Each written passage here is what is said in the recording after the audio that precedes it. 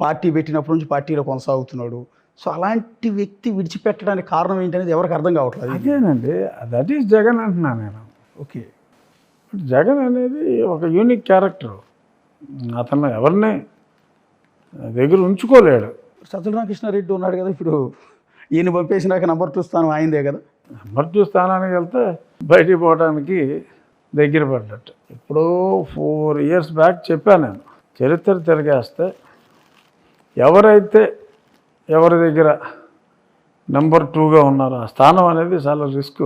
కృష్ణదేవరాయలని చంపేయమంటే కృష్ణదేవరాయలని చంపకుండా ఏదో మేకళ్ళు చూపెట్టి ఇదిగో చంపేసాం కలిపికి వచ్చామని చెప్పి బతికించి రాజుని చేసి కృష్ణదేవరాయలని పెంచి మరి తిమ్మర్స్ పరిస్థితి ఏమైంది, చివరికి చిన్న అపార్థంతో కల్లుపీకి కారాగారంలో వేశారు కదా. సో అలాగే నెంబర్ 2 అనేది చాలా రిస్కీ పొజిషన్ రాచరికంలో. ఎప్పుడు ఏమైపోతారో తెలియదు.